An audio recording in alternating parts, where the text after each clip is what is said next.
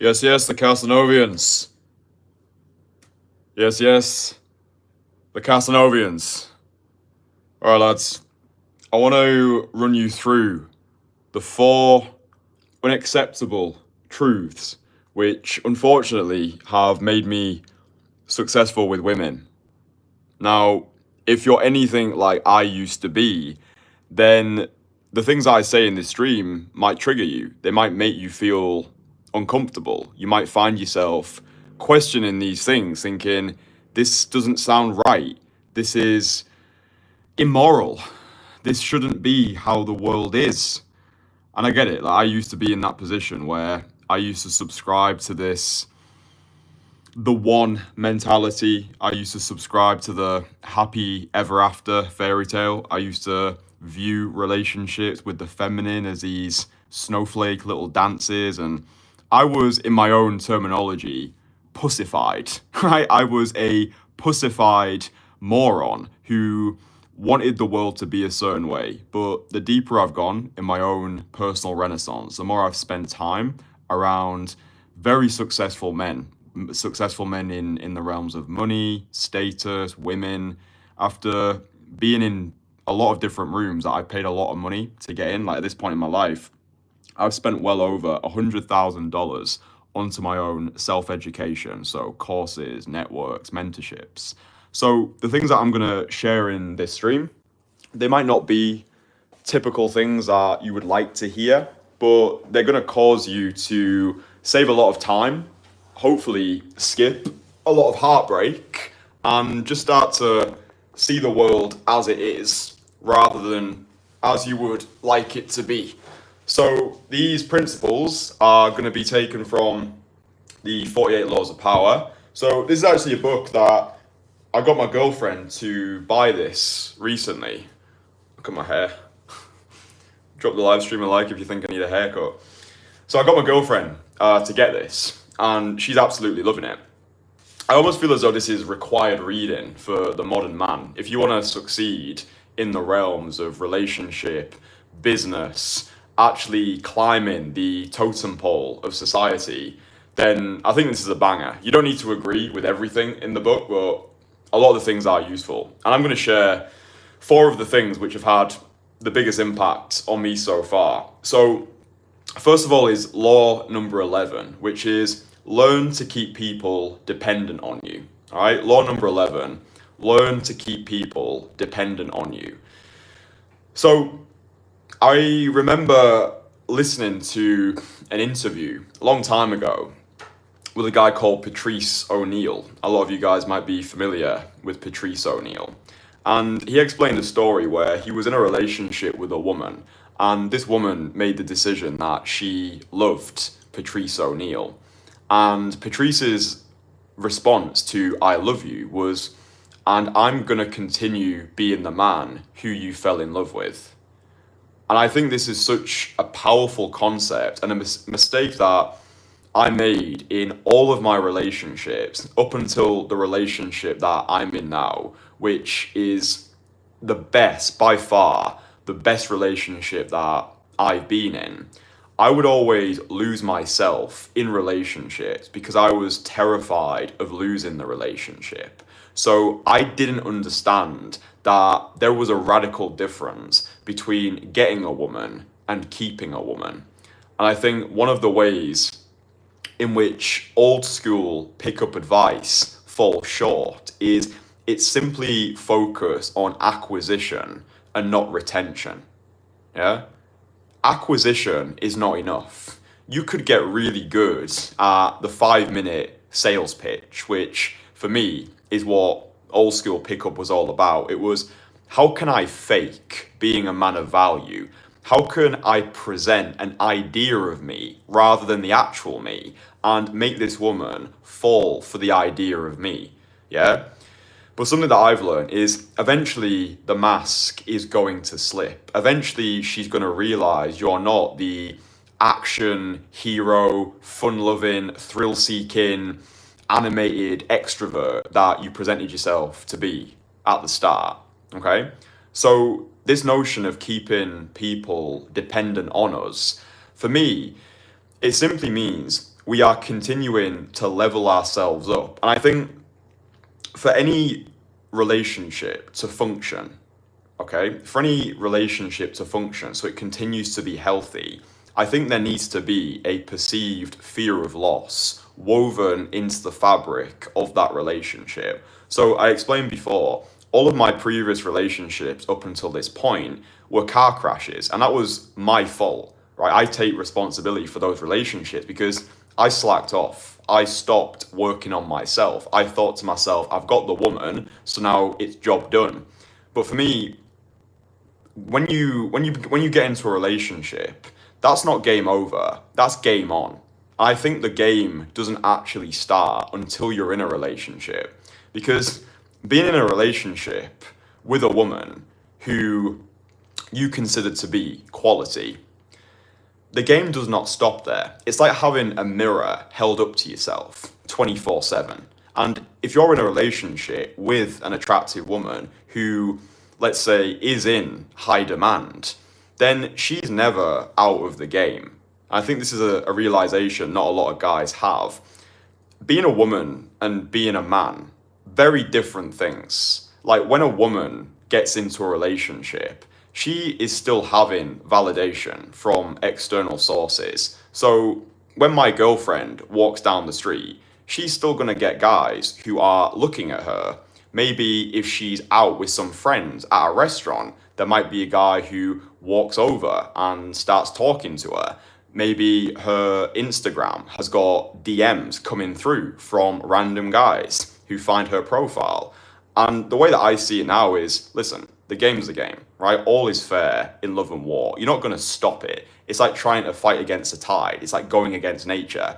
But I think being aware of it is important, because the moment that we stop working on ourselves, the moment we stop building our empires and having this obsession with progression, that's the moment where the attraction will start to slide, yeah? And eventually it'll get to a point of no return. So this notion of keeping people dependent on us, the way that, like, my understanding and my interpretation of this is we keep people dependent on us by maintaining a perceived fear of loss in the relationship. So it keeps things exciting. Yeah, you've probably done it yourself, where you've got the girl, but you weren't able to keep the girl because you stopped being the version of yourself who she fell for in the first place. So one of, I can't really call him a mentor because I've never really met the guy in person, but I've studied a lot of Eckhart Tolle, you know, the Power of Now guy. And probably my favorite Eckhart Tolle quote is, there's two things that make people miserable. It's not having what you want, and it's getting what you want, right? And therein lies the fallacy of the human condition. We always want what we can't have. So I think the way we live these more fulfilling, full-body relationships, which continue to have this excitement, is almost making ourselves slightly out of reach, right? Or like continuing to be an object of desire, so neither party becomes comfortable. For example, when me and my girlfriend go out to restaurants or bars, I'm continuing to be the version of me that she fell for. So I'm continuing to be my extroverted, playful self, the version of me who flirts with the waitress, the version of me who talks to everybody, who opens everybody, continuing to be that lion, right? A lion can't survive in a cage. And something that I've noticed is as soon as guys get into relationships, it's like they cut off their balls. A part of them dies. They go ghost. Like you don't hear from them for the next 6 months. Continue living a life. Continue to have excitement in your life that isn't your woman. This is something where in my private community, the Entourage, we've got guys who are now in relationships, right? So we've got guys, before they worked with me, their dating life was in absolute shambles. Guys who were in their 50s, guys who've come out of divorces, guys who've come out of decade long-term relationships thinking, whoa, the dating game has changed. Is it too late for me? I'm kind of looking around. My friends are starting to settle down, have children. I don't know what I'm doing in my life. Now they're in relationships. But the feedback that I've had from these individuals is this is when the Entourage, this is when having a masculine support system comes into play even more importantly. right? Because I think the mistake that, and I made it as well, when I got into my first relationship at 18 years old, I almost just stopped socializing with the entire world. My girlfriend or ex-girlfriend came my entire reason for being. It's like I put all my eggs into one basket, and when the thing blew up in my face, I had nothing else going on. So it's like I had to build up from scratch again. But what our Entourage guy says is having this relationship and having good guys around them, it keeps them leveled. Yeah, like this year, we're running secret in-person Renaissance retreats. So all of our Entourage members, as well as getting one-to-one in-person coaching with me, they also get invitations to secret worldwide meetups. The first one is happening in March in a secret Spanish city. We're going to have guys who are coming out there who are in relationships, who have found wife-worthy women, but they understand the importance of continuing to be part of a community, continuing to be held accountable, because I think most people do fall in love with strangers. I think most people fall in love with the idea of a person rather than the actual person. So yeah, keep people dependent on you. I think if you can create a product so good that people never want to stop buying it, that's how you win. I've made the example before.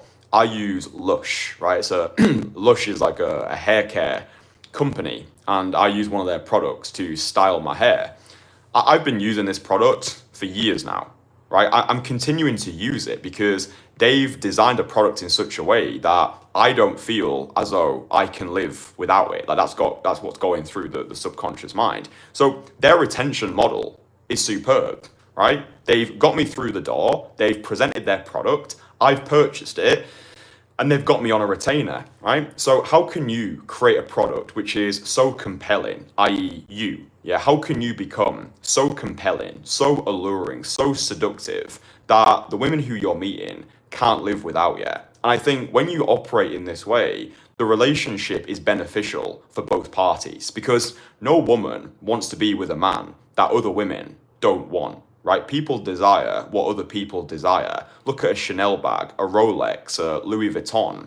Why do we want those things? It's because other people want them. Value is fluid. Value is relative. Value is whatever people assign to be valuable. That's mimetic desire, right? People want what other people want. This is why pre-selection is so powerful. If women can see you with other attractive women, it's social proofing the absolute fuck out of you. And this is why I go so heavy with my advice to you gentlemen about building a compelling Instagram. I've got a full video on that, so I won't go into detail. Just type in Kristian Casanova Instagram. I do think in the modern world, if you're going out there and you're cold approaching, you need to have a compelling Instagram. It's a landing page, right? It's like saying, does a business need a website? Not really. Does it help to have one? Yeah, it fucking does. So why would you not have one, right? I think one of the biggest reasons why women are flaking on you is down to a lack of social proof. It's a lack of safety. She doesn't know if you're safe. She doesn't know if other women have vetted you. And in a cold approach scenario, it's very difficult to convey social proof and pre-selection. That's why cold approach plus Instagram plus international lifestyle, dude, that's a deadly combination. So that's just some free value. Hopefully you like it. If you're enjoying the stream, drop it a like. Makes me happy. Law number 13. When asking for help, appeal to self-interest, never mercy. Yeah, I think this one is awesome. So again, before I got started in this journey of seduction, of personal renaissance, of really starting to glitch out of the matrix and become a freedom from bullshit practitioner, I didn't see the world how it was. I saw it as I thought I wanted it to be. So when asking for help, appeal to people's self-interest. Never appeal to their mercy, right? If you understand the world that we live, it's all motivated by self-interest. We are all animals responding to incentives. We all just want the best deal, right? And the question which always goes through everyone's mind, it's the question that you've subconsciously asked yourself when you've clicked on this live stream. It's the question you ask yourself when approaching a woman. It's the question you ask yourself when you're making any decision in your life. It might be as simple as going into the supermarket, is what's in it for me? What's in it for me? This is like an age-old marketing principle, but maybe a lot of you people have not heard of this. What's in it for me? WIIFM. What's in it for me? Right? So what's in it for me? Yeah. What for me? What's in it for me?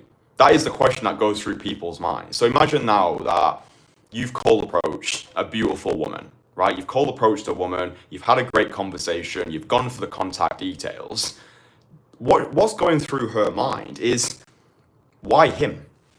What's in it for me? Right? Again, the world's motivated by self-interest.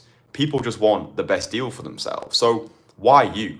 And I was reading another book recently, and it's called From Good to Great. And in that book, one of the principles is this notion of the hedgehog principle. You can read the book. I won't give any spoilers, but one of the components of the hedgehog principle is never start anything unless you believe you can be the best at it, right? Never start anything unless you can believe you can be the best at it. So when you're cold approaching, when you're going out there, this is just my interpretation. You don't need to agree with it. It's just advice. I might know nothing. The more I learn, the less I know. You need to fully believe in your mind that you are this woman's best option, right? Because out of all of the options that she's currently got available, why you? Like, would you date yourself? Because the deeper you get in this cold approach, pickup, whatever the fuck people call it, opening is not enough, right? Yes, when we boil it down, open and close, that's all cold approach really comes down to. But just because you open, just because you go over to a woman and deliver a compliment, she doesn't owe you anything. And this is where a lot of guys, and I see them all the time, just these low-life loser guys who are so brainwashed with outdated pickup techniques, they think that just going over to a woman and giving her a compliment is enough to start an amazing relationship. Dude, the approach has already taken place before you've approached that woman. The approach has already taken place before you've approached that woman, because all game is learning how to deliver the value that you've built to the world, right? It's how compelling you feel in the current moment. So if you're walking over to Susie and your life is in shambles, you can't afford to take her out on a date, you have got no excitement in your life that isn't women. If she asks you, what do you do with your life? And you're like, well, I kind of just walk around and chat to girls on the street, then why would she go on a date with you when she's got all of these other options, right? Something that I understood a couple of years into learning the skill of cold approach is a hyperbolizer, meaning it will amplify the person you already are. So if you're a strange guy and you've got awful social skills, if you stink, if you're out of shape, if you struggle to even talk to your own family members, then cold approach is the last thing you should be doing, because cold approach is, I would say, a socially unorthodox activity, right? It's not commonplace in most countries to walk over to a woman, declare your desire in a non-needy way, go for a phone number, stack a date. If you don't have the basics in check, then cold approach will amplify your current weirdness and make you more weird, right? So get the basics in check first. A lot of guys who are cold approaching, they think daytime cold approach is a cheat code into the sexual marketplace. They think they can bypass all of the other things, learn a few lines, and then trick any woman into bed. If you're one of those people, that is just, it's not going to work anymore. It might have worked 10, 15 years ago when all of this stuff was kind of new, like the game, etc. But now it doesn't work. You can't be a low-life loser and think that just going over to a woman, like dressed terribly, having no core value to actually offer these people, it's not going to work, right? It's just not going to work. But on the other hand, if you're a guy who has put in the reps to become more fuckable, you've developed your social skills, you are implementing healthy habits, you're training consistently, you're removing toxic habits from your life, you're cutting out vices, things which castrate you of your confidence, you've become a connoisseur of content, so you only consume things which elevate you rather than diminish you. If you've got all of these things in check, and look, you might not be the version of yourself right now that you think you want to be. I wasn't the version of myself that I wanted to be 4 years ago when I first started. It's coming up to 5 years now. But I knew I could be. And I knew that I already had the basics in check. I'd spent a decade working on my social skills as a magician. Yeah, I didn't look the part. I dressed terribly. But I had enough in my locker to know that I could become that version of me. Does that make sense? So if you're, and hopefully the majority of people watching this fall into this category, which is you're already a cool guy, you've already developed your social skills, you've already got interesting things going on, you're living an abundant lifestyle, not just an abundance of women, but an abundance of things, always having things to look forward to, whether it's going to the gym, maybe you're building a personal brand online, maybe you're getting a new job in something like remote high ticket sales, you're starting to travel the world, expand your horizons, then cold approach is going to exaggerate your current character, and it's actually you're going to give off the impression of confidence, right? This is the difference. If you're getting labeled as creepy, right? If the act of you going over to a woman is being labeled by the external world as creepy, this is feedback that you need because it's telling you there is something or many things about the version of you that you currently are which should not be approaching. Again, maybe your social skills are terrible. Maybe you stink. Maybe you're out of shape. Maybe you've never had anybody give you feedback on what you're actually doing. There could be so many things that you're doing wrong, right? But if when you're going over, let's say, if your rejections go something like, oh, listen, I've got a boyfriend, but I really appreciate you coming over. Keep doing this. I love the confidence. Then that is the external world saying, amazing, keep doing this. You've got the basics in check. And look, you don't need to look like you've just come off the front cover of Men's Health or Paris Fashion Week. But for fuck's sake, get the basics in check. Again, common sense is not common practice, but there are guys who are learning cold approach. They have been brainwashed by the brain dead into thinking all you need is a few clever lines and rehearsed scripts and you can trick any woman into bed. Like, you should not be cold approaching because cold approach is more of social, it's like a social extreme, right? So you only want to be doing it if you've got the basics in check. And dude, like, hopefully you've got friends that you can talk to, right? Like, if you've got friends in your life, which hopefully you do, just get your friends to give you some feedback. Just say, hey, rate me, rate me out of 10. Where do you think my social skills are? Where's my fashion sense? Like, where's my body? Just get people to give you some no bullshit feedback. But if you can understand this, and look, I'm not trying to belittle anybody. I know we're all operating on our own timeline, but these are just things that you need to hear, and hopefully they cause you to reflect on what you're doing. Yeah, if you've been out there and you've done 100, 200, 300 approaches and you've not got anything from them, right? If you feel as though you're banging your head against a brick wall, then usually you are the problem. This is why it's not what you say, it's not how you say it, it's who you are when you say it, right? So the current version of yourself, you might not be enough right now, and that's okay. I wasn't enough when I started at 23 years old, but I had delusional optimism and irrational confidence that I could be, right? That's the differentiating factor. So yeah, when asking for help, appeal to people's self-interest, right? I think it's one of the best lenses to view the world by. It's like that other person is asking themselves, what's in it for me?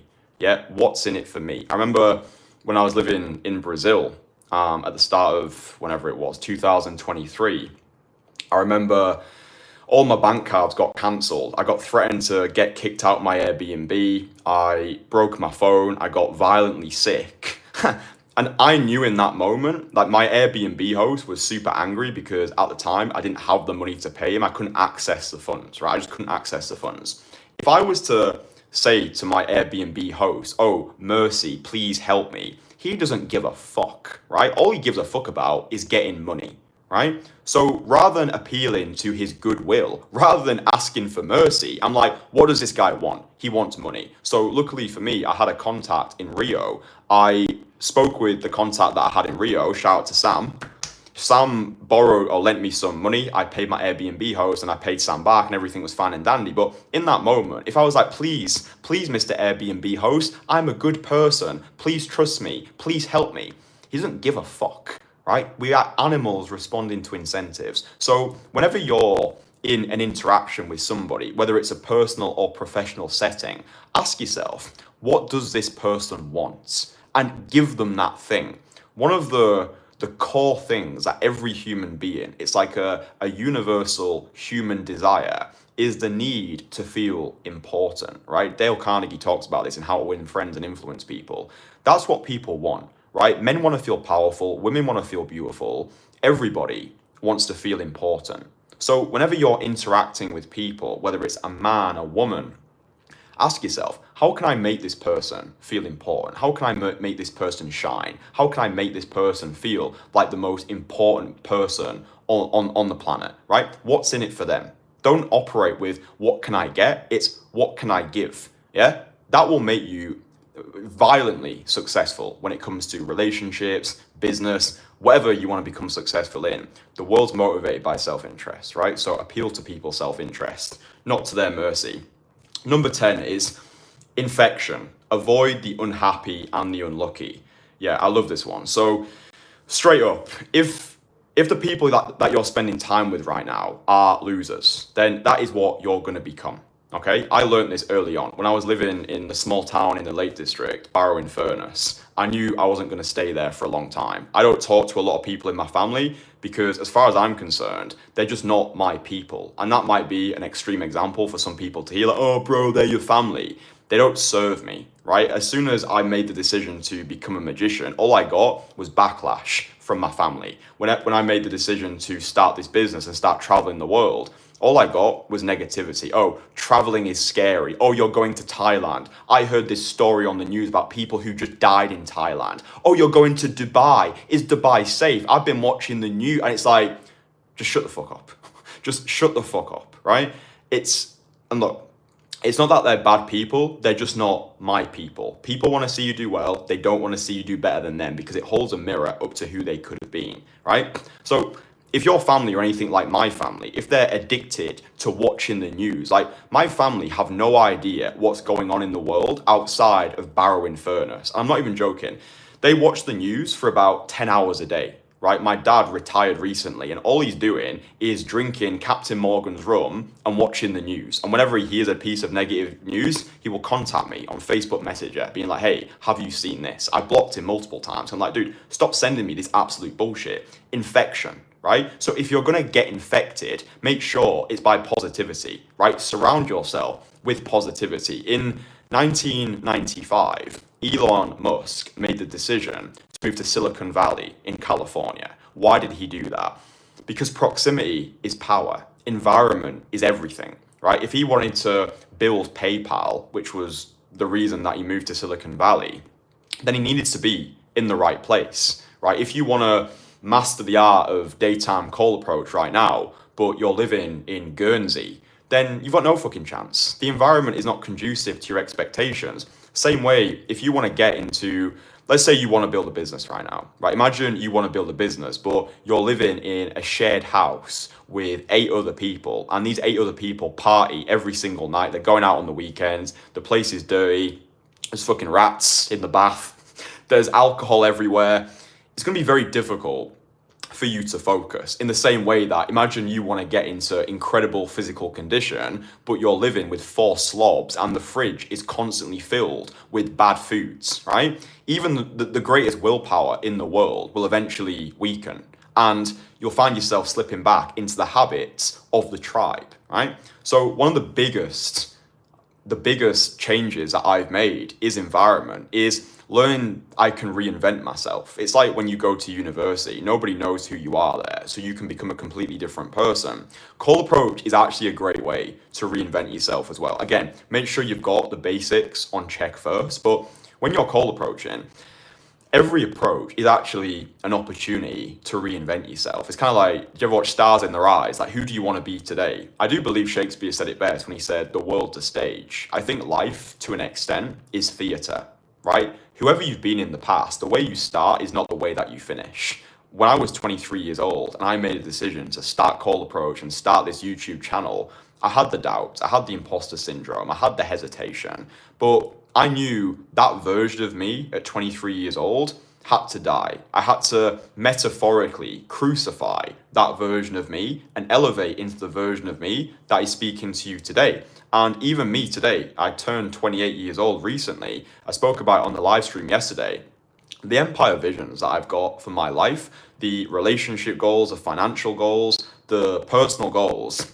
I need to become a different person now. And I made the decision to get rid of alcohol because I decided I've got a moderation problem here. If I'm not careful, alcohol is actually going to destroy me, right? And I've got theories where that comes from. I spoke about it with the Entourage on our weekly group coaching call on Sunday. Like, straight up, my dad is a raging alcoholic. Because my dad has got zero social confidence, he needs alcohol to actually make him function and feel confident. But look, I don't want to be one of those people who blames his upbringing or blames his genetics on why he was a fuck up, right?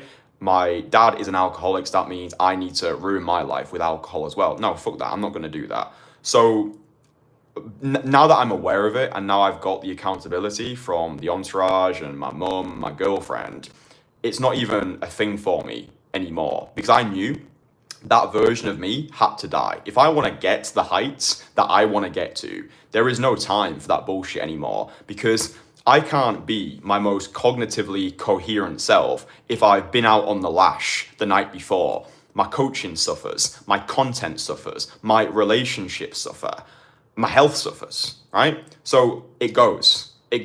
And this is, like, I spend a lot of my time, because I'm a little fucking nerd, I study a lot of billionaires, and they speak a lot about sacrifice and focus. And a lot of times, focus is the removal of the unnecessary. It's not doing more, it's doing more of less, yeah?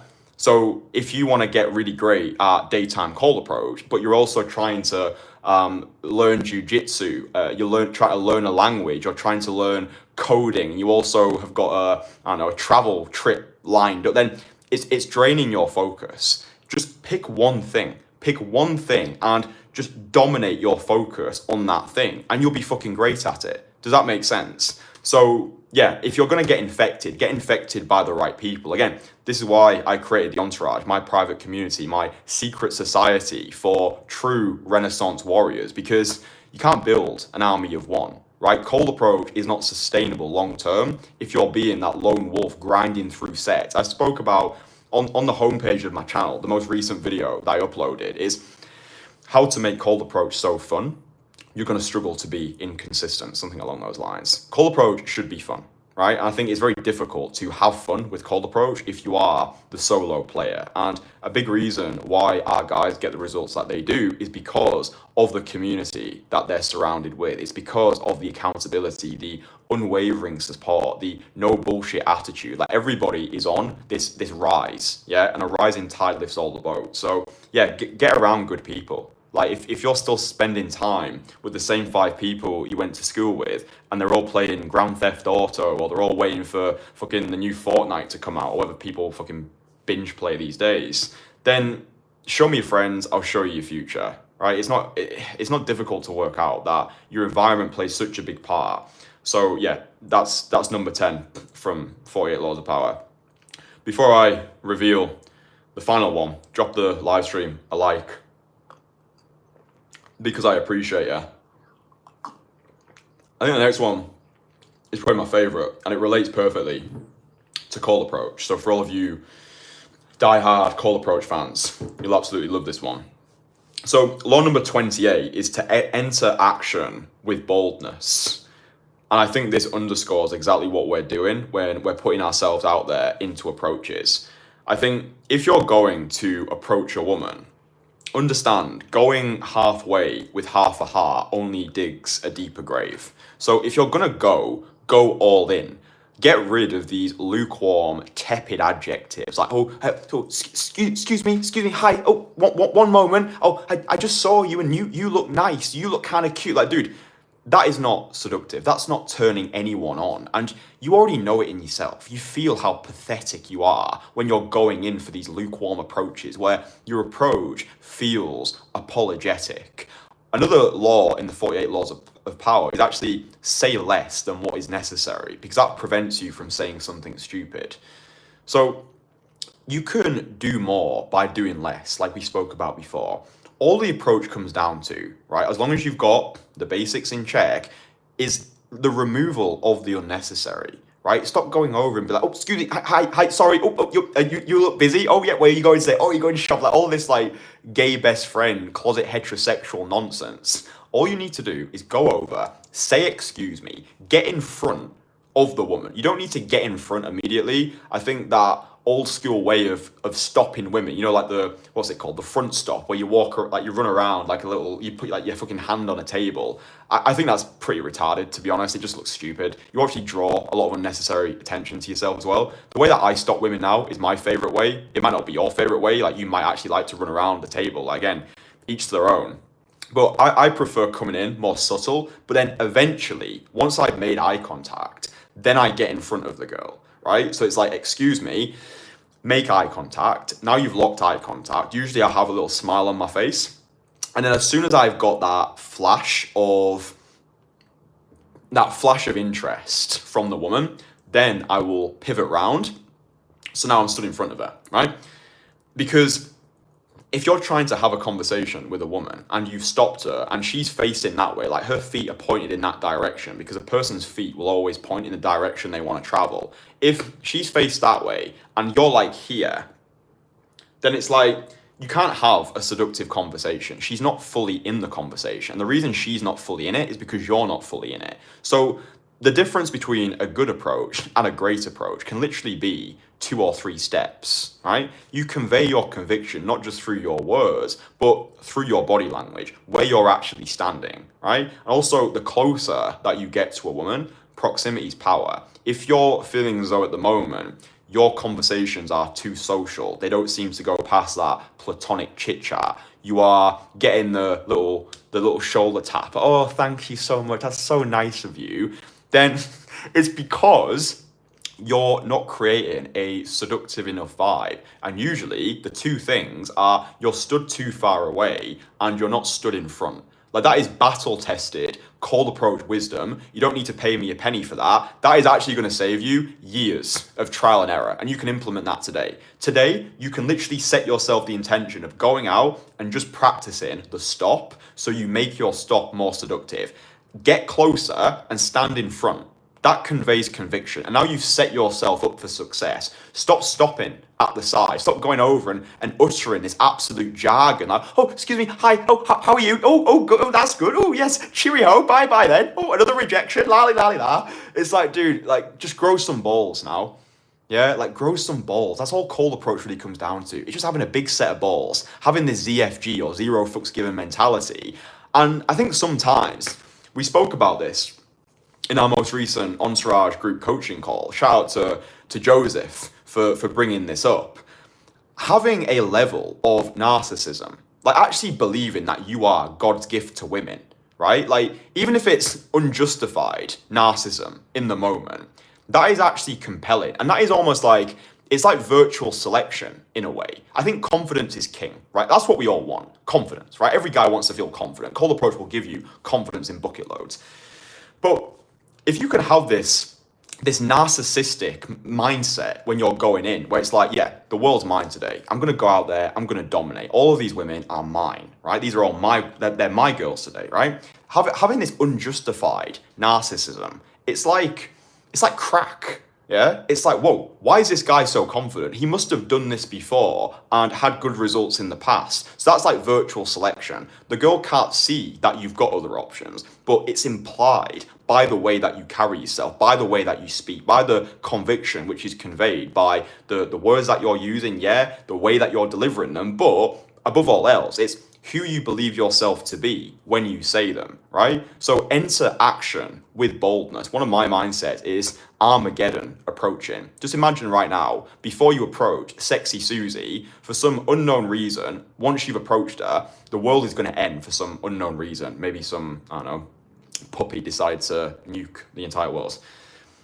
Armageddon approaching. It's like, if this was the final approach I'm ever going to do, I'm going to play to win rather than playing not to lose. I think it's like going into a boxing ring and being scared of taking that first punch, or if you're trying to go into a cold shower and you're trying to like tiptoe your way in there, just go all in with it, right? Because going halfway with half a heart only digs a deeper grave. What I will do for you gentlemen, because this might be still an alien concept for you to wrap your head around, I like to actually see these things demonstrated as well. So what I'll do, in the comments, I will link a full coaching video where I'm coaching Mark, who is a 52-year-old gentleman, and I teach him in real time how to improve his approaches through conviction. Because before I pulled him up on this, his approaches were too weak. They were too nice guy. They were too tepid.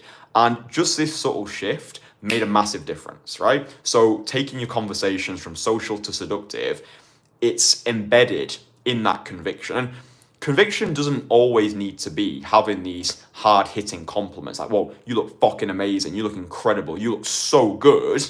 It can be, but I think it's the energy that you're leading with. It's actually believing as though you're worthy of this woman. It's actually believing at your core, she is you are the best option that she currently has available. Like, dude, there's so much internal work that goes into the game of seduction, and I can't possibly cover it on this live stream. Download my free courses. They're somewhere scattered around on the channel. There's just so much that goes into this. It's not just going at its core, it's simple, but it's 93% in a game. That's what I've learned. It's 93% in a game. It's not what you say, it's not how you say it. It's who you believe yourself to be when you say it. I honestly hope that this live stream's been useful. It's been quite a rant, so apologies if at points I was coherent and whatever, but I just try and get these streams of consciousness out, because I sit on that sofa bed and I'm like, this just needs to be shared. This just needs to be documented. I just know for the right person, this has been useful. So yeah, if you've enjoyed listening to me ramble for the past however long it's been, then drop the live stream a like, consider subscribing to the channel. And if you want to see me coaching in real time, helping Mark implement more conviction into his conversations, then I'll link it, first link in the comments. You can watch that full coaching series. You can also watch other coaching series as well. If you go into the description of this video, you can listen to all of my testimonials. You can watch real life in-field coaching sessions. There's not many people on the internet who actually show real life in-field coaching sessions, me in the field, getting my hands dirty with my students, actually practicing what I preach. So yeah, go into the description, go into the comments. This channel is flooded with infields and stuff. So yeah, if you need any help with anything, then just use this channel as your personal library, but don't just watch it for entertainment. Actually do something with it. Otherwise, you are just wasting your life. Anyway, bye.